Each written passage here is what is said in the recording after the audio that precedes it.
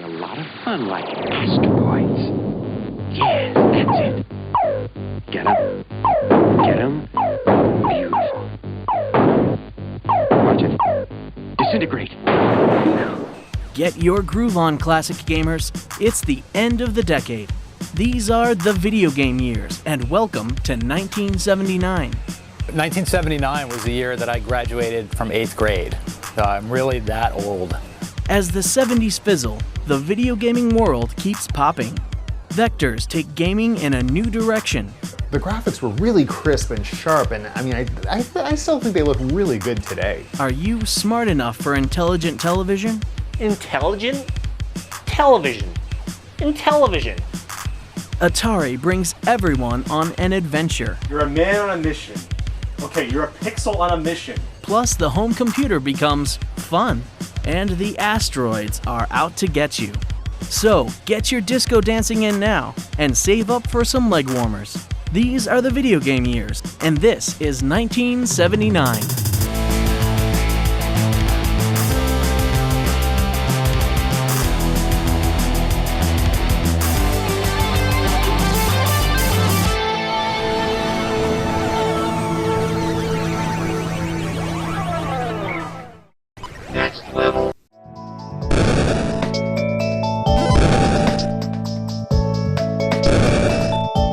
We have adventure. Adventure was the stuff. The very first moment for me with home gaming definitely came with adventure for the Atari 2600. This was more than just Pong, it was more than just combat, you know, it was something that actually made you think. It was really the first action-adventure game on a home console system. That was the first time ever playing a game where it really felt like there were things going on in the world around you outside of that little screen. This game had mazes, dungeons, castles, keys, secrets, all sorts of things. And so you were just this tiny little block. Highly detailed in your pixelated squareness. And there's these guys that are kind of doing their own thing on the screen that you're on, but at the same time, there's things moving around all around you. So this bat is grabbing stuff from someplace else and trading it with you. The dragon is off on a screen in the maze somewhere guarding a key that you need. And you have objectives you have to go to and accomplish in order.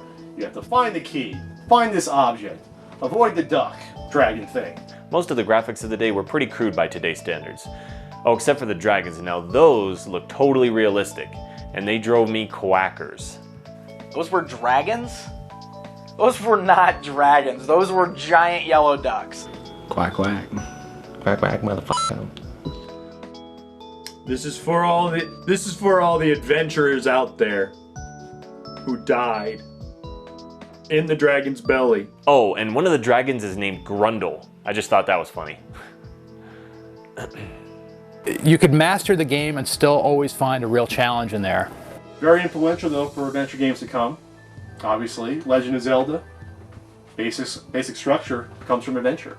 So all you Legend of Zelda fans out there, you have adventure on 2600 to thank. The very first video game Easter egg was found in the game Adventure. The creator, Warren Robinett, actually was kind of angry that he never got credit for the game, put an Easter egg into it. If you found an invisible key, basically a key that was the same color as the background, you found this key, you might have picked it up just randomly by accident. And then if you put it into this invisible door on a wall that was otherwise not marked, you could find this invisible room. And the screen's flickering like crazy. I'm like, are you sure this is right? And sure enough, he walks off that screen where there had always been a wall that you couldn't pass, and there it is, created by Warren Robinett. I don't know how in the world people could have found this back in the day. The guy was an instant god to us who were into the games like that. Like, look at that, he got his name in there too. Atari wasn't having that, you know, they didn't think that was necessary information to be in there. Oh yeah, he got in a lot of trouble for it. He did, they didn't like that at all. They didn't give their programmers any kind of credit for creating the game so they could just keep them to themselves. Video game programmers weren't the most respected lot. Didn't give them any royalties, didn't give them any credit for the games they were developing. And it kind of just started this revolution. And that's when a bunch of those people basically, did, I'm sure this is going to get blurred out, did this to Atari. 4 of Atari's top developers got together, left Atari, created Activision. Activision was founded on the basis of giving game programmers credit where credit is due. Adventure is very important to the history of video games. Activision would be the first major third-party software developer. Right. And that altered gaming history forever. Love you, man.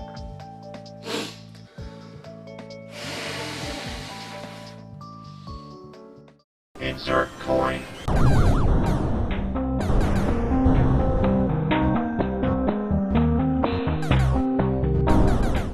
Vector-based graphics in video games. 79 was a breakout year for it. Really crisp, really clear graphics.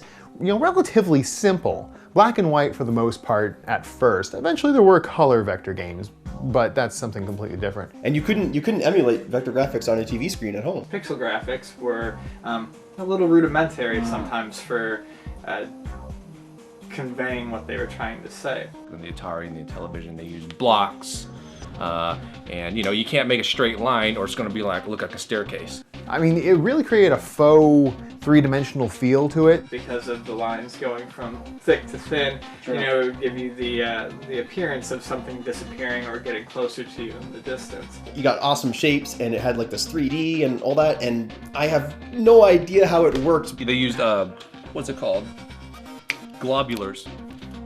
I'm sure Rue knows, and this is the part of the video he'll explain. You had the, you know, your cathode ray tube TV, you know, screen, if you will. And instead of having the electron gun kind of just going back and forth and putting out a picture of the whole, you know, field of play, you had it just zap, you know, geometric shapes out, and it would the gun would shoot electrons directly at the screen and make these images.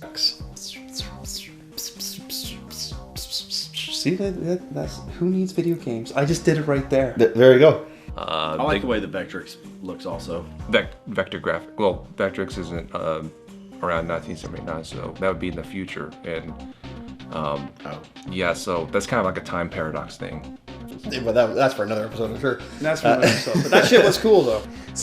A few, 3 people might remember a game called Lunar Lander. And I remember playing it the first time and thinking, these physics are completely unrealistic, and it's only because I was used to video game physics being unrealistic. You had a little lunar lander, which you know, could try to land on the moon, and you would control it and be exciting. But it was vector graphics. Warrior came out and it used vector graphics, but at the time it didn't really have the power to render the backgrounds. So what you had to do was put overlays on it. That was the very first head-to-head fighting game. And you had 2 guys with like these laser swords. It was, come on, they were lightsabers. Star Wars came out a couple years earlier. It was still really big, hot. Maybe they should have actually marketed it as a Star Wars game. Maybe they could have gotten more sales. Technically, the precursor to Street Fighter and Mortal Kombat and all games like that where you're fighting head-to-head against your buddy. You had some really great vector graphics games come out this year. And opened the door for vector programming, which, you know, those types of games to this day are unique. High score. And now Rue presents the gaming innovation of 1979. Hello.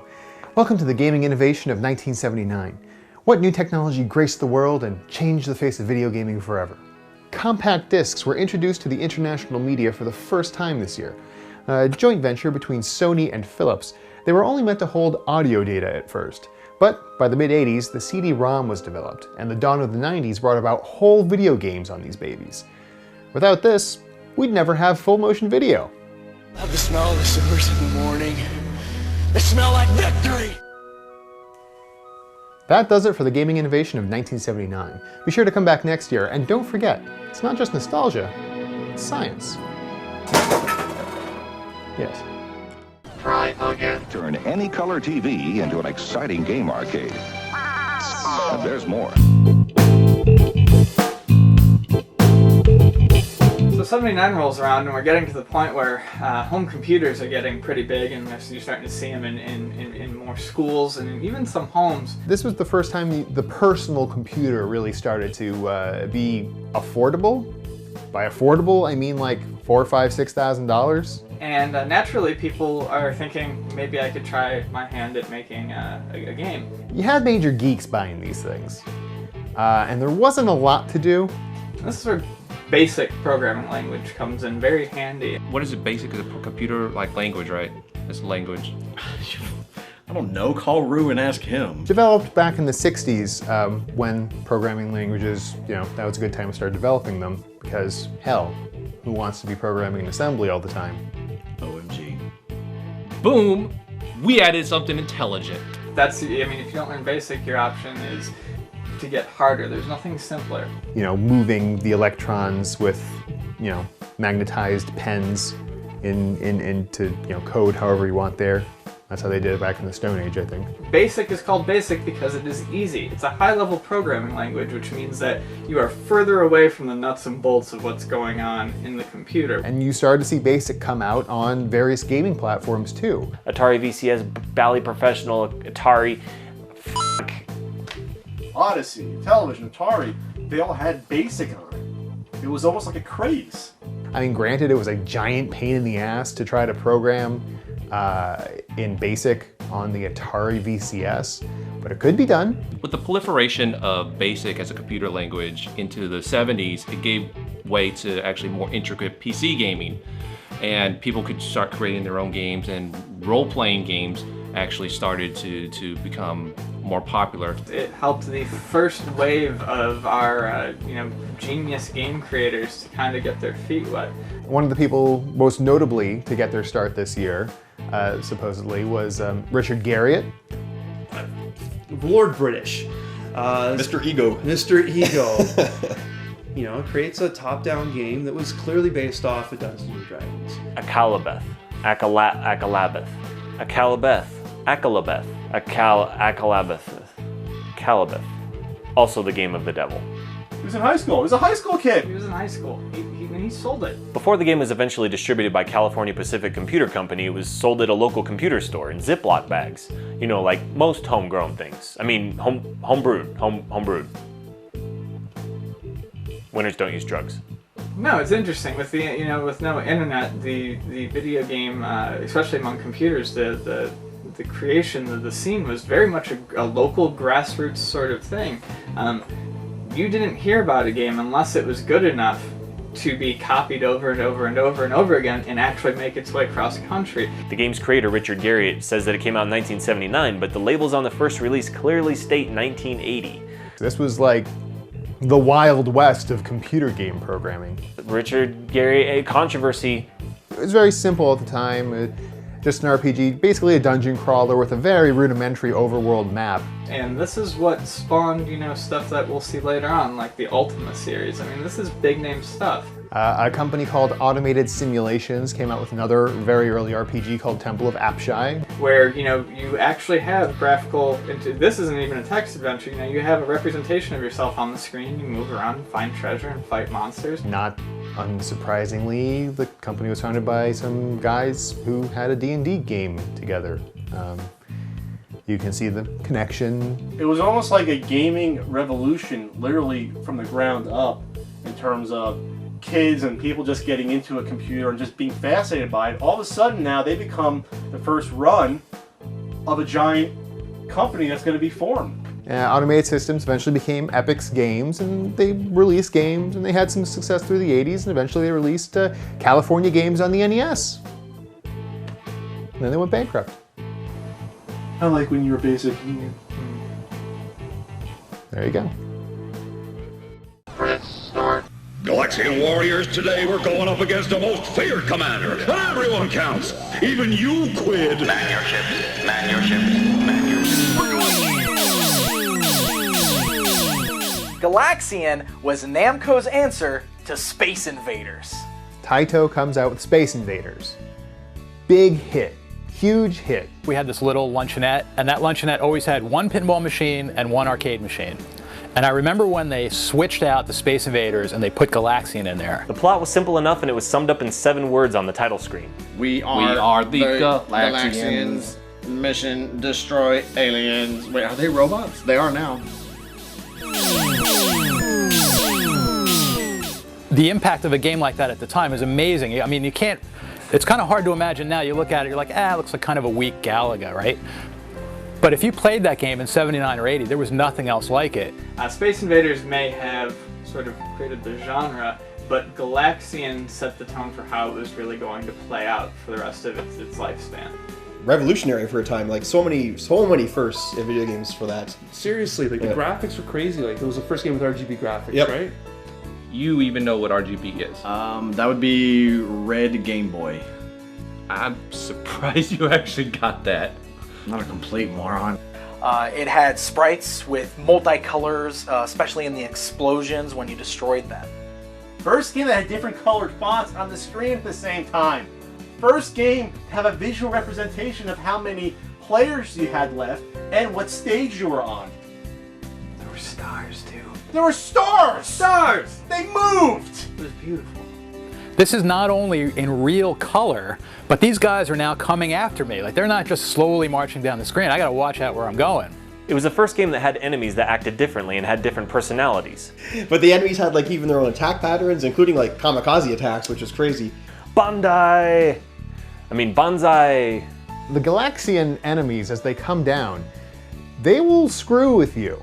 Because depending on how many are left, they might, swoop down, and then they'll just keep coming, and they'll never reset to be easily shot again. To have that all coming at you like that, where you had gotten so used to the slow march of Space Invaders before.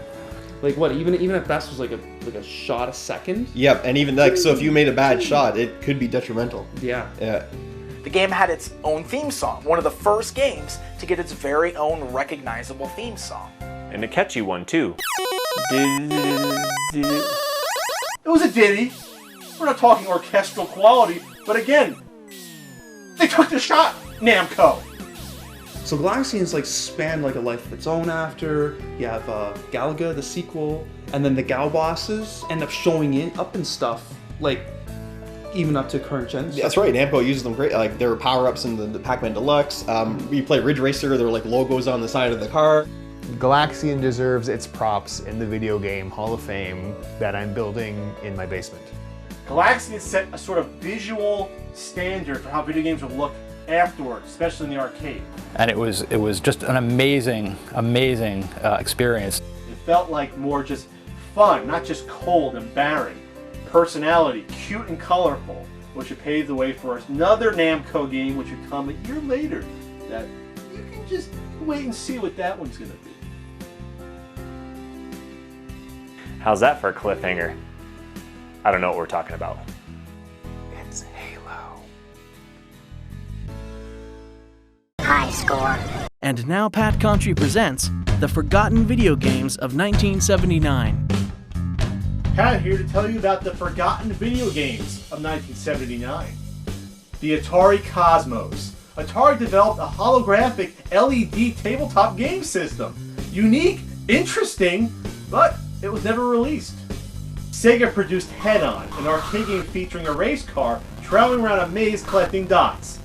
Yeah, we would never see that again in video games. And the TI-99. Long before they produced calculators that help you cheat on tests and play drug wars, Texas Instruments came out with this solid but underselling computer system. And those were the forgotten video games of 1979. Just because you didn't remember them doesn't mean they're not fun. Insert coin. And now Pixel Dan presents the other toys of 1979. Hey guys, I'm Pixel Dan, and this is the other toys of 1979. From the farthest reaches of imagination comes a Lego space set. The Lego Space Series. The space-themed Legos have always been one of the most popular, and I'm sure lots of you guys out there had some as a kid. 1979 was the year they first arrived. It's the Batmobile, complete with Batman and Robin. And the Batcave, sold separately. Assembly required. Mego's superhero figures. Characters from the Marvel and DC universes came into action figure form, and Megos would go on to be one of the most sought-after collectibles in later years. Kenner presents you alien action figure. Quick, shut the airlock. The alien's locked out now. And one of the most controversial figure releases of all time, Kenner's Alien figure. The first time a toy was based on an R-rated film.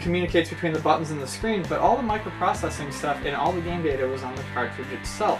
There is no internal guts to speak of on the Microvision. There are two versions of the Microvision to look out for. Initially, the processor was done by Intel, and that processor required 2 batteries. The first version of the Microvision used 2 batteries, and they could overheat if they weren't inserted properly. Milton Bradley switched processors from Intel over to Texas Instruments so they could run it on just 1 battery. Now, instead of making costly new molds, they decided to take the terminals out of the second compartment and called it the spare battery holder. Now you're playing with power. It was kind of crappy, honestly. If you read up on this thing at all, you'll realize it had a lot of problems. It had a handful of games. There are only about 12 games released for the system during its lifespan. Some notable releases include Blockbuster, Alien Raiders, Space Invaders clone, no surprise, Pinball, Baseball, Milton Bradley game, Connect 4. I would play that in a handheld. Connect 4. Microvision had the first official Star Trek video game. I don't care. You don't care about it? There's probably some nerd out here that probably can talk about it. The only thing I find interesting at all is that quite possibly the first licensed Star Trek game came out for the thing. That's exciting. And it came out in conjunction with the motion picture that came out the same year. That's all you need to know about the Microvision handheld. That's the only exciting thing about it. The end. The Game Boy, the Nomad, the DS, it all stemmed from the Microvision. It looks like the Microvision had a grand vision in the long run. High score. By the end of 1980, Space Invaders was getting blasted out of first place by Asteroids. In this game, your ship must destroy floating rocks and shooting spaceships before they destroy you. Oh, there was one video game that my nephew had that was pretty good. You were like, I don't know the name of it, you were in a spaceship, a little flying saucer, and you had to fly around and avoid asteroids and shoot them. Was it called Asteroids? It could have been, you know, I don't know. I freaking love Asteroids. Whenever growing up in the arcades, I used to always play Asteroids a lot. I love the vector style graphics. I love the fact that you shoot one large asteroid, they split up into smaller asteroids, those split up into even smaller asteroids, and you get the random flying saucers that shoot at you too. So there's a lot going on in Asteroids. They're everywhere. There's asteroids everywhere. What should I do? Shoot them! I'll shoot them! Pew pew pew! And then they go, pew, little ones, and they're going faster, and you're like, oh my god! How fun is that? Not very. I actually don't like Asteroids very much at all. I don't like you.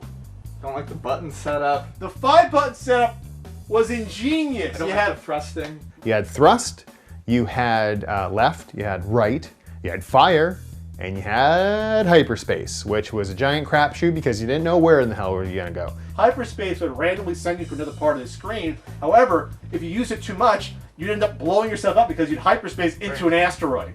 So no one really used that as far as I know, because like again, you had the little finger set up, but then you had that metacarpal thing going on trying to get to that hyperspace button. So I never really used it. They're discouraging you from using it. Yeah, you like hit it with your elbow while you're playing. That's how it was. I'm doing the asteroid dance right now.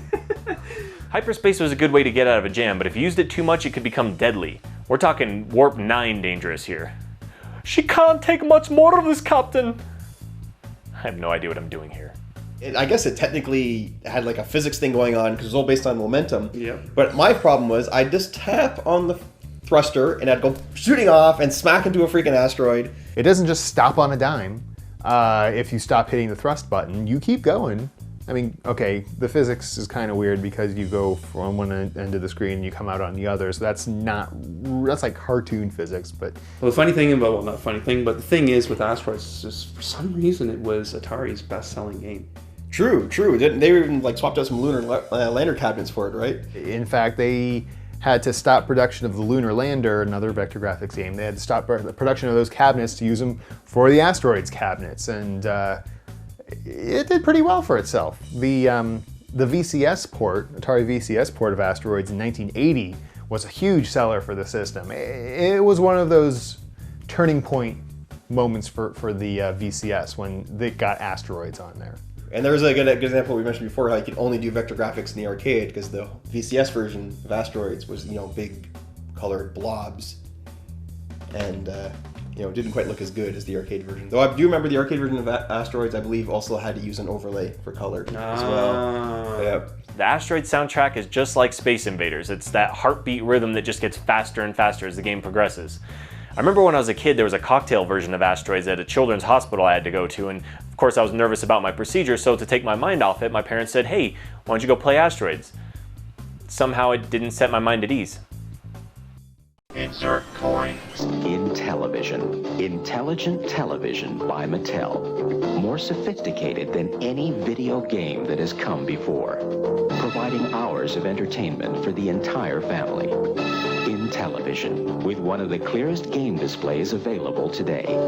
All right, 1979. In this year, Mattel was the largest toy company. Actually, today, they're still the largest toy company out there.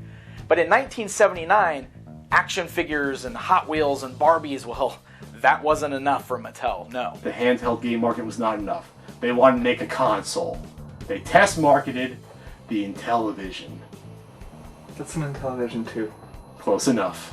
Which is short for Intelligent Television. They test marketed it in Central California through Gottschalk's department stores. I forget how many Gottschalks there were in the Central Valley, but probably like 6 of them. We got better graphics, we got better sound, we got better games. They were more expensive. I mean, it was $300 for an Intellivision compared to $150 for an Atari 2600. And it went on the shelves with just 6 games. It is easily my favorite looking video game system of all time. I mean, it's gold and brown and wood. It literally looks like the dashboard off a 1976 Oldsmobile Cutlass Supreme. The Intellivision had a lot going for it, and there were a lot of things that actually made it a little more superior than the Atari VCS. The graphics were a little bit better, the colors that were used were better, the sound was better. The Intellivision was technically the first 16-bit console, but the Super Nintendo, it was not. Obviously.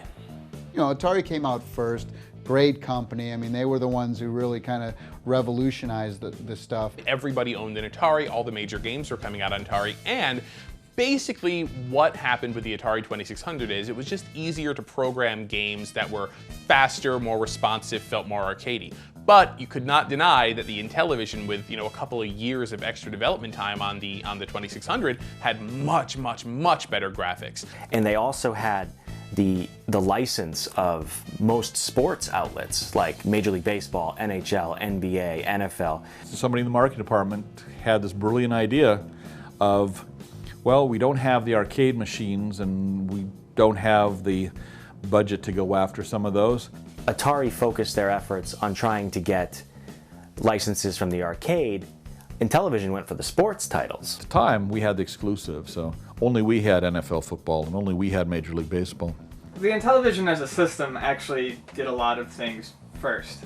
This might seem small, but it was the first system to have a full font embedded within the system. Uppercase and lowercase letters, which is really important for readability in any sort of game that's going to have text on the screen. And when you add the keyboard component available this summer, Intellivision can change your family's life.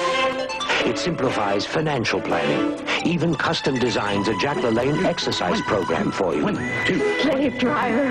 You had the Intellivoice. I even had the keyboard. They had the keyboard for the Intellivision. One of the things I really like about the Intellivision are the controllers. You have the 16-way directional disc here. You could also put a joystick on there as well and use it that way. The Intellivision controller, I still think is genius. I mean, people think I'm nuts, but I mean, you had all the numbers with the overlays, but the side buttons in the disc, I mean, this was unbelievable. I think it was like 12 buttons, 12 plus 4 buttons on the side, I think. So it's like 16 buttons on the freaking thing. Kept that golden brown feel. It had the phone number pad. Looked like a freaking telephone. What am I going to call my grandmother, or am I going to play video games here, right? And one of the other things that Intellivision did differently is they had these controls that utilized these little overlays.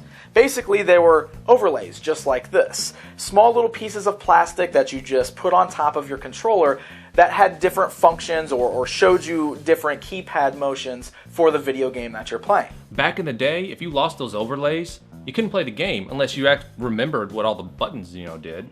Nowadays, you can obviously go on the internet and look them up, but back then you lost them. What were you going to do? buy the game again and ask a friend. If you actually open up an Intellivision controller to try to service it, as I had to do recently, this is what your Intellivision controller is printed on. There's no circuit board. This is barely stronger than snack cake packaging, and they just put the circuits directly on it. Not only that, but certain parts, like sensitive areas, like where the control disc goes, there is no buffer between the disc, so it actually grinds rings into the circuit itself. I personally hate this controller. Luckily, you know, you can, well, not luckily about anything, you have to use this controller. The Intellivision had a huge library of games. I mean, the system spanned almost 10 years. Of course it had a huge library of games. The Intellivision came with Las Vegas Poker and Blackjack as a pack-in game. Sure, it was no Super Mario Brothers, but it was a game. The Tron games that they did, Deadly Discs was just one of them, but you know, this wasn't on any other system at the time, and it was unique. The movie was popular, and it's considered to be a decent game.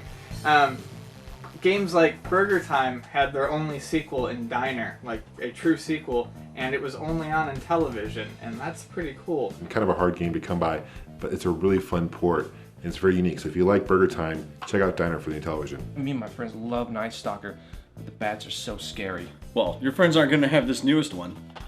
It's Frog Bog. Oh man, they're not going to believe this. Oh man, Microsurgeon.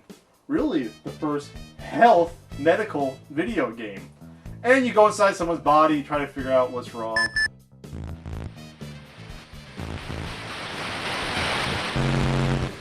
You gonna open that? No, it's sealed. Ruin the value. One of my favorite games for the Intellivision is He-Man, The Power of He-Man. And this is a really fun port. There's several different stages. You got this hovercraft stage. You also have the stage where Skeletor's shooting fireballs at He-Man and he's trying to avoid them. I love the sound effects, the sound of the swords hitting each other, like the music from the actual cartoon. It's a really great port. And then we have, like, these games everyone knows about, the Advanced Dungeons & Dragons games. This one is the Tarman one, which is kind of cool because it's one of the first-person dungeon crawls that you see, and certainly the first one that was ever done on a home console. So it's kind of the start of RPGs taking off. Star Strike was an amazing kind of a Star Wars ripoff. You had to actually fly into the trench, but it was green, and drop the little torpedo into the target. But one cool thing to know is that the Atari actually ported some of their games over to the Intellivision, their competitor. And Mattel actually did the exact same thing to the Atari, porting some of their games over under what they called the M network. They said, and we're going to do games for Atari too, and for the Intellivision. Much like Atari, Mattel actually licensed the Intellivision out to third-party companies. For example, you had Radio Shack, the Tandyvision, which was Radio Shack's version of the Intellivision. You also had the Super Video Arcade, which was available at Sears, which is also another version of the Intellivision. I have like about 5 or 6 different Intellivision machines. Before Intellivision was there, the dads were, you know, and the moms and dads were, you know, saying, should we get our kid a video game system? Should we get them? And after Intellivision came out, the question became, which one should we get? 2 million units sold in 1979. That's pretty good. Pretty good? Pretty dang good. Intellivision. Coming up next on the Video Game Years. Let